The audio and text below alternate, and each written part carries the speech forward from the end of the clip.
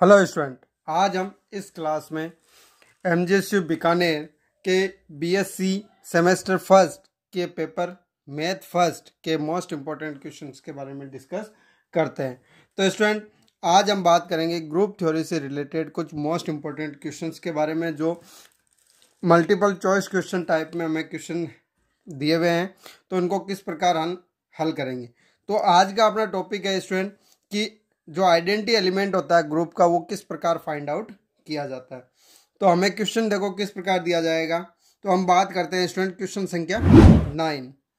Student, इससे पहले के जो क्वेश्चन है वो मैंने डिस्क्रिप्शन में लिंक दिया है, तो आप इससे पहले वाली क्लास में देख सकते हैं। वहाँ हमने 8 क्वेश्चन कर लिए थे। अब बात करते हैं क्वेश्चन नंबर 9।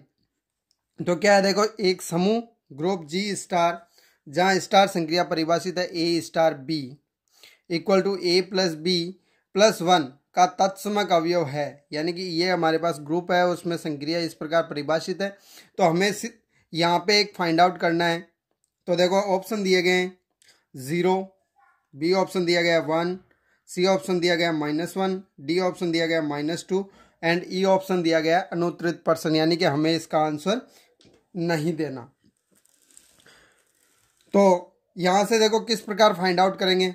तो सबसे पहले स्टूडेंट, ग्रुप के तत्समक की परिभाषा किस प्रकार रिप्रेजेंट करते हैं हम कि कोई ग्रुप है। तो ग्रुप, तो हमारे पास कोई ग्रुप ले सकते हैं स्टूडेंट जी स्टार। तो इसके अंदर स्टूडेंट तत्समक होता है G2 प्रतिबंध, यानी तत्समक का अस्तित्व है। तत्समक अस्तित्व है। तो तत्समक का अस्तित्व किस प्रकार होगा स्टूडेंट। तो यहाँ पे जी में एक ऐसा अवयव होता है स्टूडेंट ई, जो प्रत्येक के लिए सच दैट एवरी एलिमेंट ई के लिए किस प्रकार डिफाइंड होगा कि उस अवयव को यदि आप राइट साइड से संक्रिया करते हो या उसको लेफ्ट साइड से, हमेशा उस अवयव पे कोई भी इफेक्ट उस अवयव का नहीं आता। तो हमारे पास ये तत्समक अवयव कहलाता है। तो यहाँ पर भी देखो स्टूडेंट, हमें संक्रिया दी गई है A star B equal to A plus B plus 1। तो हम मान लेते हैं कि यहाँ पे हमारे पास कोई अवयव है ई। तो ई, तो यहाँ पे हमारे पास यदि ई तत्समक अवयव हो तो वो उसके साथ इस प्रकार गुणा होगा स्टूडेंट, संक्रिया लगेगी। तो आंसर क्या आएगा, हमेशा ए आना चाहिए। तो यहाँ से अब ये स्टूडेंट ई है वो बी के स्थान पे आ गया। तो किस प्रकार परिभाषित होगा, देखो ए प्लस, यहाँ बी आएगा student second E plus 1 equal to, answer तो हमेशा ए ही रहना चाहिए। तो देखो लेफ्ट और राइट साइड से ए कैंसिल हो गया। तो यहाँ से ए की वैल्यू, ई की वैल्यू क्या आ गई स्टूडेंट, -1। तो ये हमारे पास इस ग्रुप का क्या हो गया, तत्समक हो गया। जो संक्रिया स्टार है उसके लिए तत्समक क्या हो गया, -1। तो यहाँ पे देखो ऑप्शन नंबर सी, तो सी इसका आंसर हो जाएगा।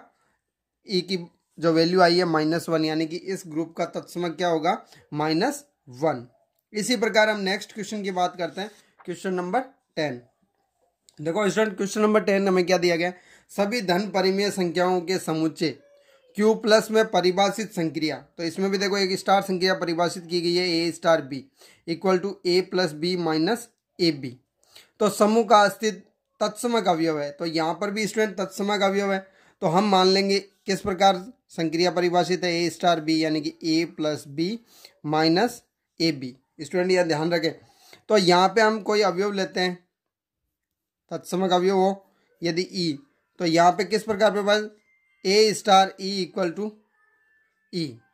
तो यहाँ पे हमारे पास स्टूडेंट क्या हो जाएगा, अब देखो बी के स्थान पे क्या आ गया, ई आ गया। तो हम इसको परिभाषित करेंगे A plus E minus A dot E. इस प्रकार परिभाषित होगा। बी के स्थान पे हमने ई रखा इक्वल टू ए।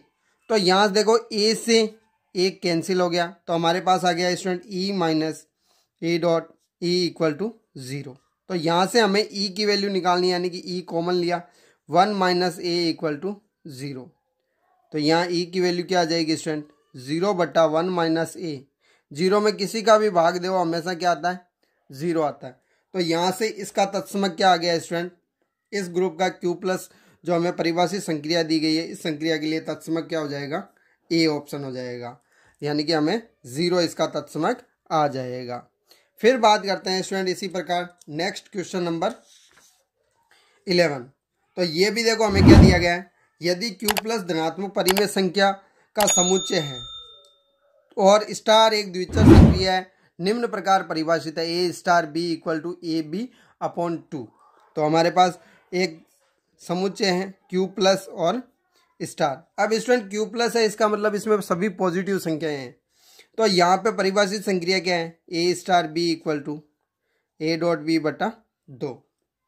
तो स्टूडेंट इसके लिए भी देखो, अब कई स्टूडेंट रहते हैं कि जैसे हमने अभी इससे पहले वाला क्वेश्चन पढ़ा उसमें भी Q प्लस था स्टूडेंट समुच्चय, तो वहाँ पे 0 आया, तो सभी स्टूडेंट कहते हैं कि Q प्लस के लिए 0, लेकिन नहीं, इसमें हमें निकालना होता किस प्रकार आएगा, क्योंकि वो कह रहा है Q प्लस यानी 0 तो इसमें अवयव ही नहीं है समुच्चय में, तो तत्समक कहाँ से होगा, क्यों, क्योंकि इसमें सभी पॉजिटिव संख्या हैं और 0 प्लस माइनस दोनों ही नहीं होता।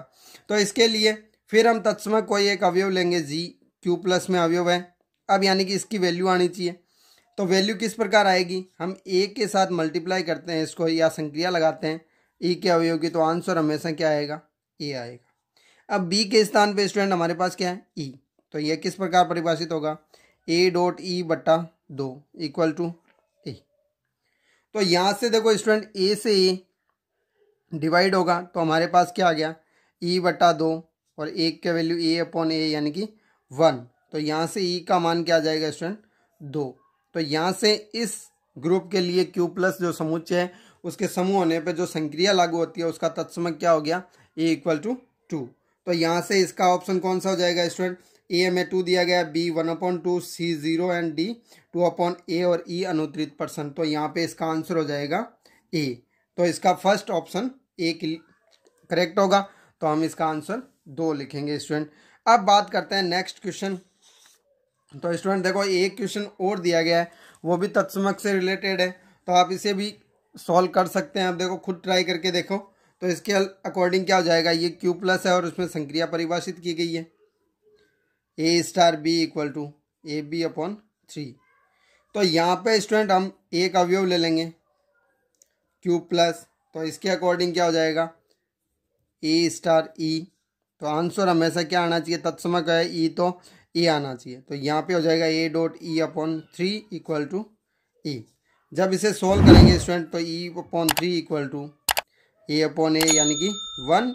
तो हमारे पास E की वैल्यू क्या आ गई, 3, यानी यहाँ तत्समक हमें इस संक्रिया का क्या तत्समक मिल रहा है, 3 मिल रहा है। तो 3 कहाँ है स्टूडेंट, देखो ऑप्शन ए है 6, option B 3, option C 3/A और डी है A/3 और E अनुत्तरित पर्सन। तो हमारे पास तो आंसर आ चुका है, कितना है तत्समक अवयव 3, तो इसका आंसर हो जाएगा बी। तो यहाँ बी इसका करेक्ट ऑप्शन होगा। तो ये थे स्टूडेंट तत्समक अवयव से रिलेटेड किसी ग्रुप के लिए मोस्ट इंपॉर्टेंट क्वेश्चन जो हमें एग्जाम में डेफिनेटली पूछे जाएंगे। अब स्टूडेंट नेक्स्ट क्वेश्चनों के साथ मिलते हैं अगली क्लास में, तब तक आप पढ़ते रहिए। Thank you.